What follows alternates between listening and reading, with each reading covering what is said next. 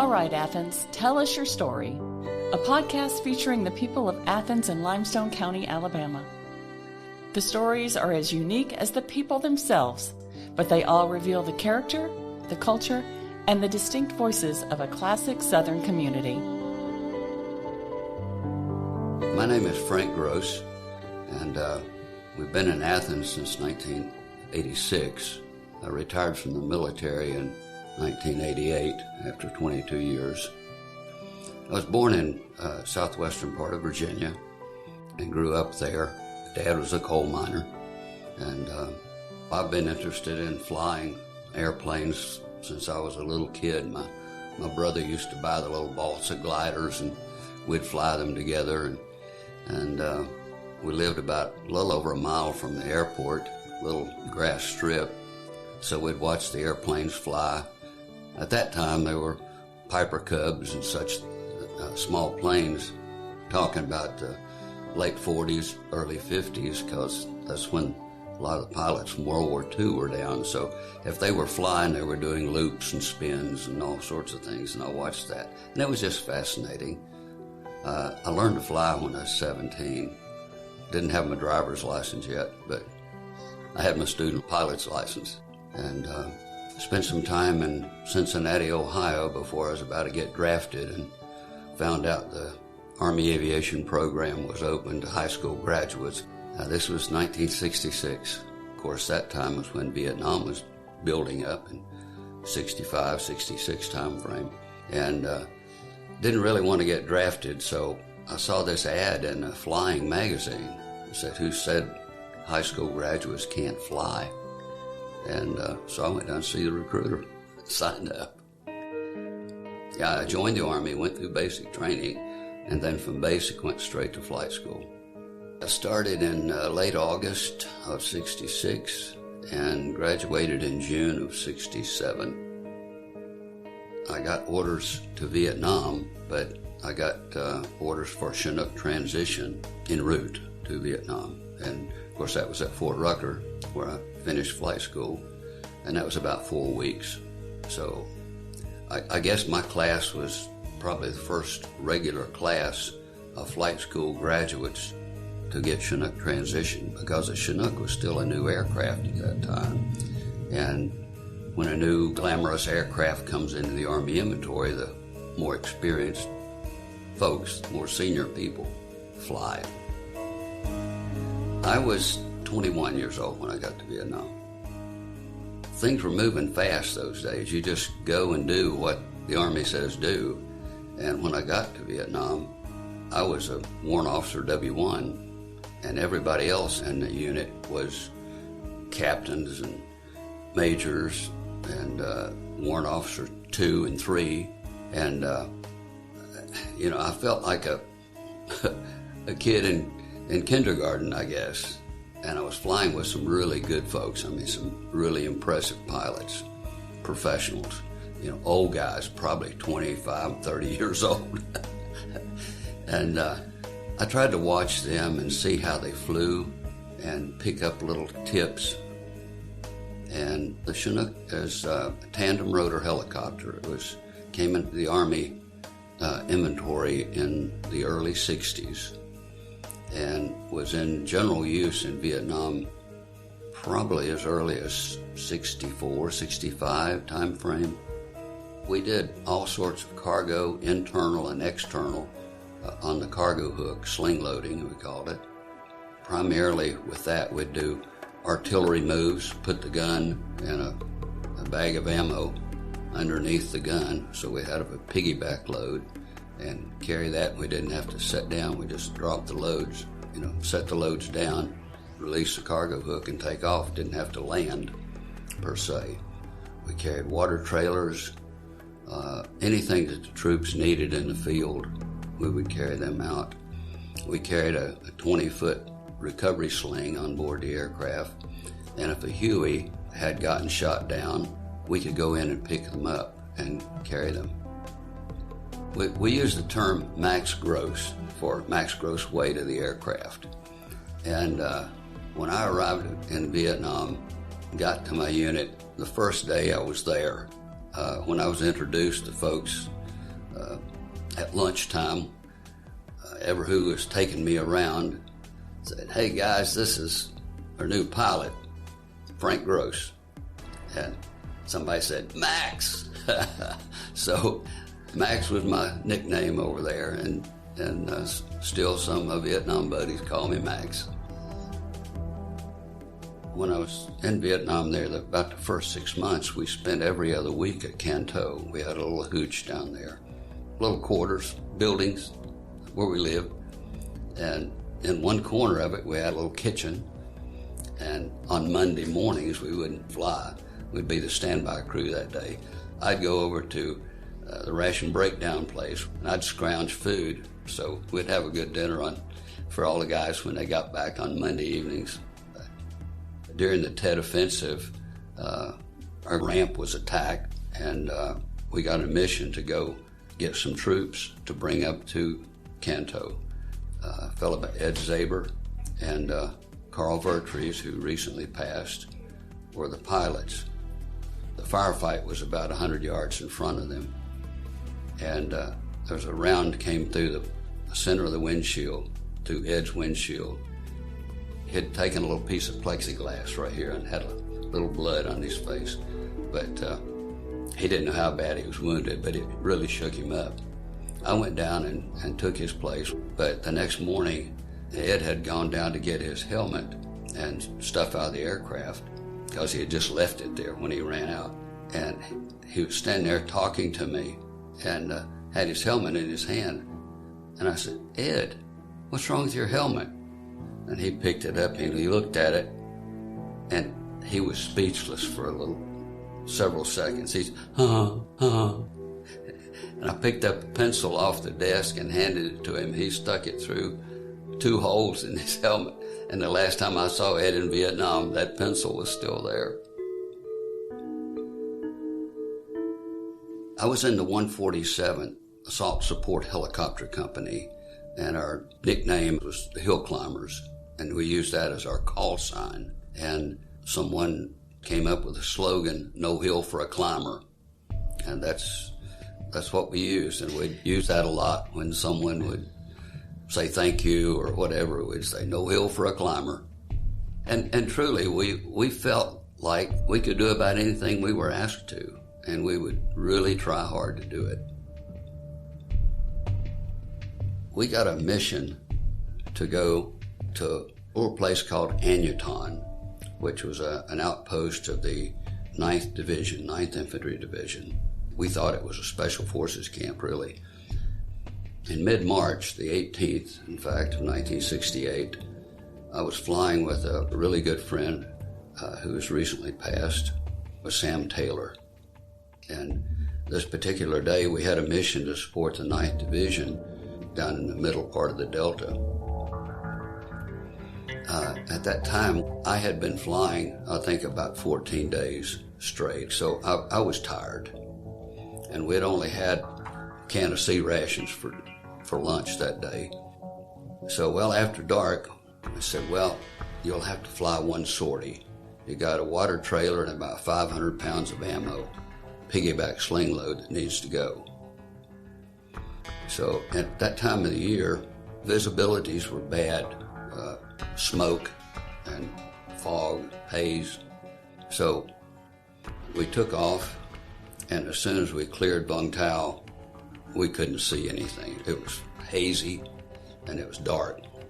But the only lights we could see was tracer rounds coming up at us, the orange tracers.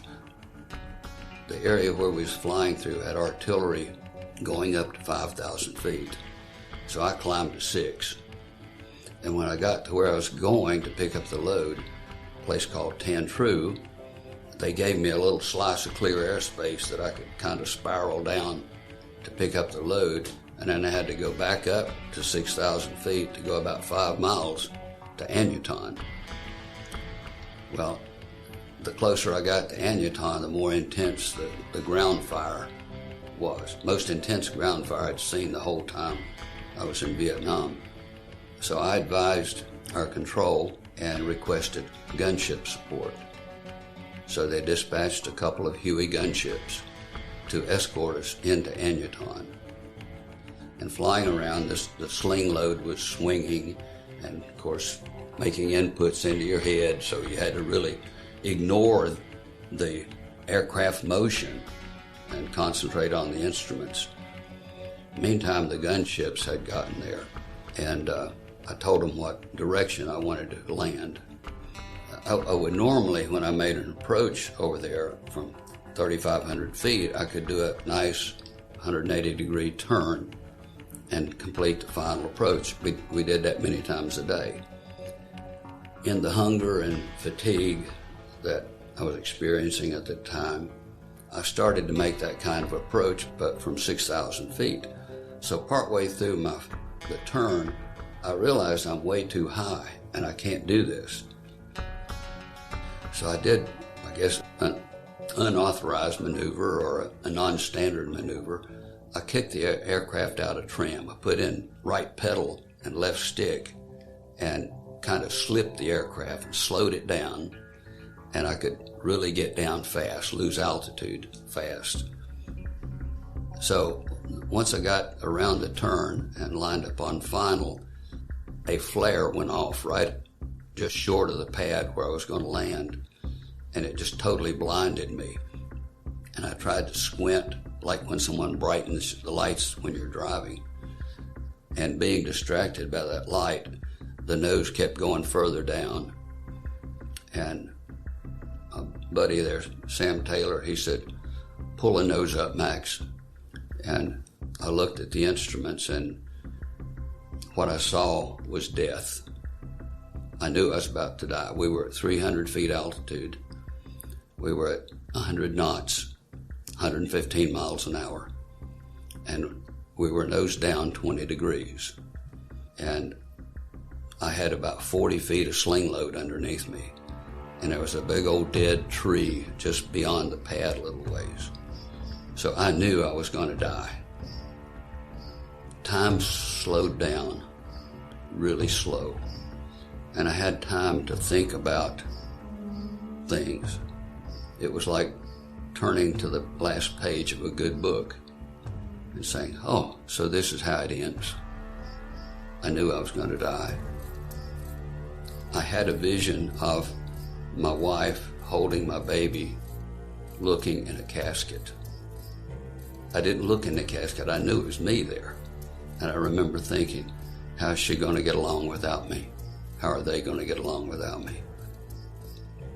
And it seems to be a common experience for someone who's been through emergency situation, that it's a different time reference or something. I can't say exactly, but it was just like suddenly things slowed down, except for my thinking, and I still could think. And I felt Sam get on the controls. I felt him get on the controls, helping me. And somehow we flashed over the area. We didn't hit anything. And suddenly it's totally dark. It's like pulling a black velvet bag over your head. And vertigo set in. It felt like I was doing slow rolls, like if I were in a clothes dryer turning about that speed. And I knew I was going to have to lose the load. And the load release button is under the right little finger on the cyclic stick. And I just squeezed the whole cyclic stick to get rid of that load. Normally there's about a 1 or 2 second delay while the hook opens, but this time it was instant. I felt the load break away, and I made a remark, "Sure glad that was a fast hook." The flight engineer lays on the floor, looks down through a little square hole about 3 foot by 3 foot, watching the load. He said, "Sir, you didn't release that load. A tracer hit sling right below the hook. It got shot away." After we dropped the load and climbed back to altitude, I was kind of in a daze for a few minutes. I really didn't know what direction I was flying. And one of the crew announced there's a searchlight looking for us, and about that time it illuminated the cockpit. And that scared me. So I did some maneuvering and got away from that. And that kind of brought me back to reality, I guess. I realized that we had been flying a long time, so I decided to go into a place called Tan Inn to refuel. And I'm circling around trying to see a runway. And in the meantime, I had my flight engineer tuning radios for us. Sam was talking on other radios. We were all busy, really busy. And the crew chief yelled, "Look out." And he pointed out, and I looked up. There was a top of a microwave tower approaching us. I was turning right into it. And I was able to miss it only by a few feet. 3 or 4 seconds I'd been dead. About that time I got contact with the tower, and he said they had the lights off because they were under attack. I said, "Can you get me some lights out there? I'll help you fight Charlie when I get on the ground." And he had someone get in a Jeep and drive up to the east end of the runway, and I landed at the Jeep lights, and I fully expected to get off the aircraft, grab the M14, and swap bullets with Charlie. But we didn't have to. I didn't see any firefight going on there. But I turned the tail of the aircraft and had one guy get off the aircraft and refuel one tank. And when he got back on, I pulled pitch and we started climbing as fast as we could. And again, artillery up to 5,000 feet, all quadrants. Here I am right in the middle of it. And I was climbing a couple thousand feet a minute. And about that time there was a jolt. I could feel it in the aircraft. I heard it, even over the loud noise of the Chinook. I heard the noise. And I thought someone had dropped a toolbox or a box of ammo or something in the back. And I said, "What was that?" They didn't know. We didn't know. We got back to 6,000 feet, headed toward Vung Tau. And I can't explain what happened to me, but I was unable to hold airspeed or altitude. I had been flying ever since we left Vung Tau, very, very tense situations. And I said, "Sam, take this thing and get us home if you can, because I can't." And Sam took the aircraft. We landed at Vung Tau a little while later.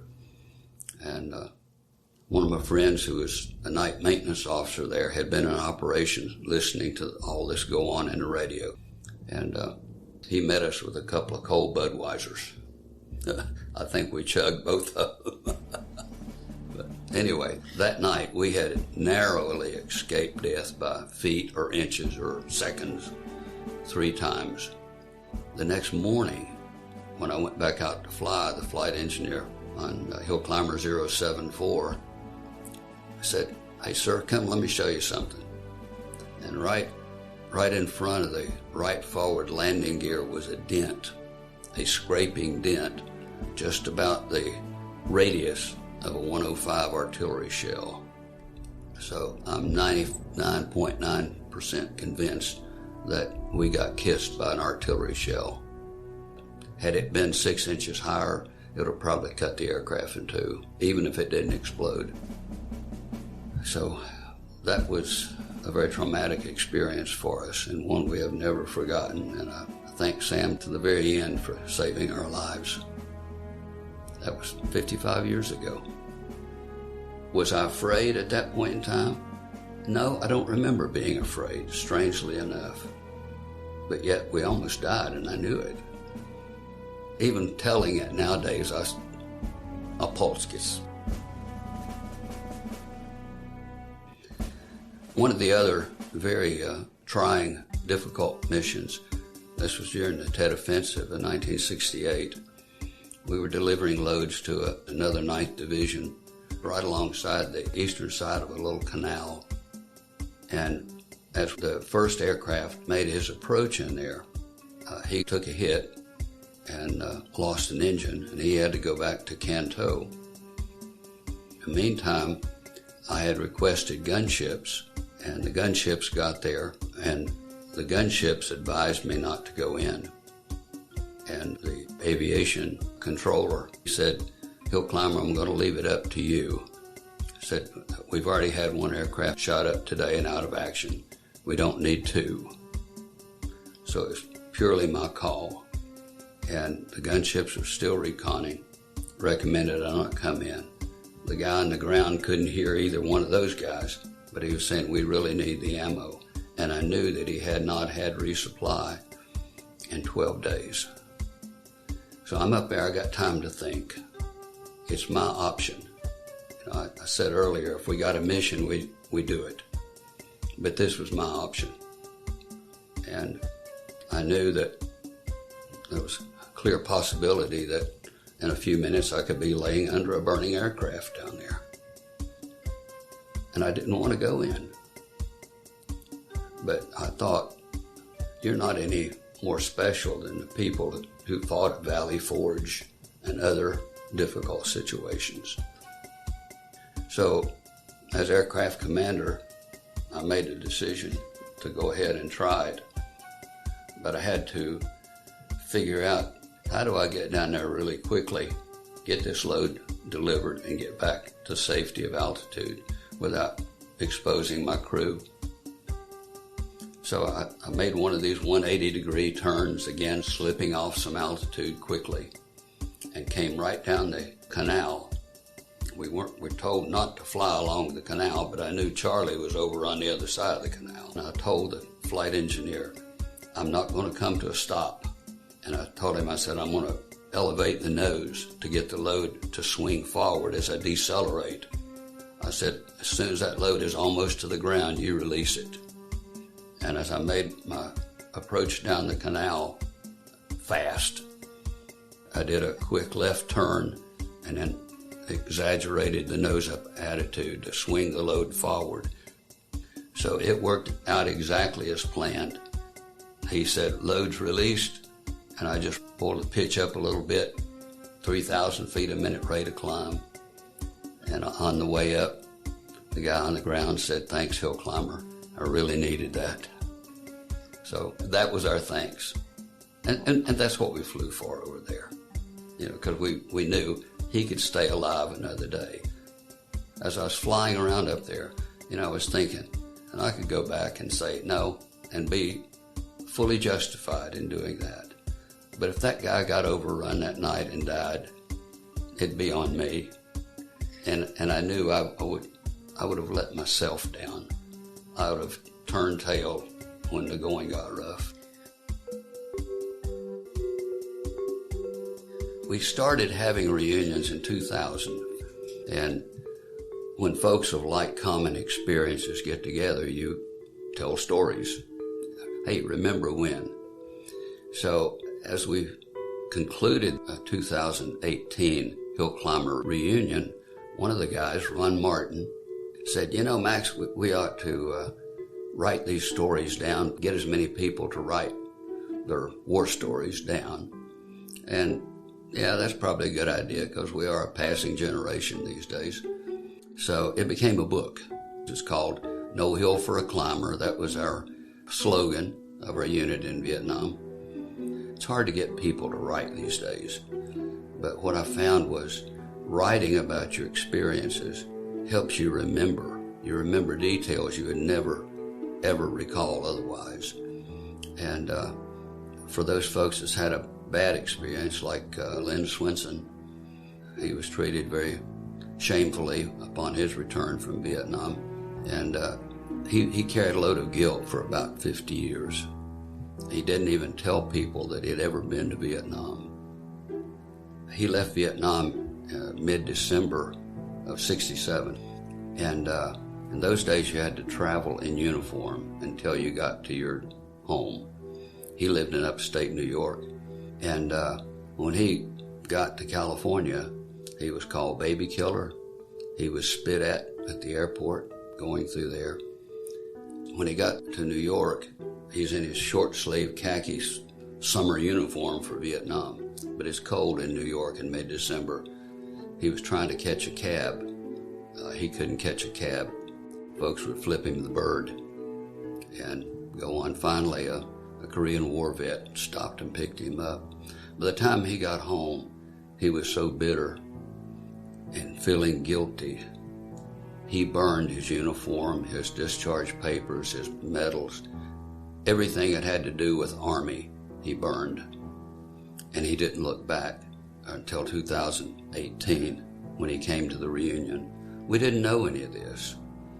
And after 3 or 4 days, he opened up and told us. And he wrote about that in the book, and the story called Going and Coming. And he didn't want to include that part. And it took a lot of arm twisting and begging for him to do that. I kept saying, Lynn, that is the story right there. And associating with us and encouraging him to write about his experience, it's been an inner healing for him. I asked him how it had changed his life, and he said, total catharsis. A lot of folks are going back these days for a vacation to look around. I've never had the desire to go back. If I went back, I'd want to do it from a helicopter. I don't want to be on the ground because I didn't see much of the ground. I mean, I wasn't on the ground much. And I didn't mind talking about Vietnam. I mean, yeah, there was bad times and times I didn't particularly enjoy, but overall it was great flying. And if you're a pilot, you just like to fly, and that was good flying. But I guess the thing that really gets me now, and I know we served honorably. I know we got a lot of bad press and everything misdirected toward the troops. It was the policy in Washington that caused us to lose that war. We almost had it won in 68. Tet was the Viet Cong and North Vietnamese last push. If Washington had not have blinked, the war would have ended in 68. That's documented. But, the anti-war thing just caused them to take one more last gasp, and we quit, scaled back, and that encouraged them even more to keep going. But I had actually written those stories before we came up with the idea of the book, and I usually wrote late at night after everyone went to bed. And as you write detail, I could remember things that I would think about. Detail that I would normally not ever remember unless I got immersed trying to go back into that mental situation. And it's amazing how much detail I could remember and still can after all those years. But, as age erodes our memory, it's important to write it down, because sometime, someplace, one of my grandchildren or great-grandchildren will want to know what Papa did in the Army. You've been listening to All Right Athens, produced by the Athens-Limestone County Public Library. If you or anyone you know would like to be featured on our podcast, please visit our website at alcpl.org for ways to submit your story. All Right Athens is part of our Library Voices series and available on your favorite podcast platform.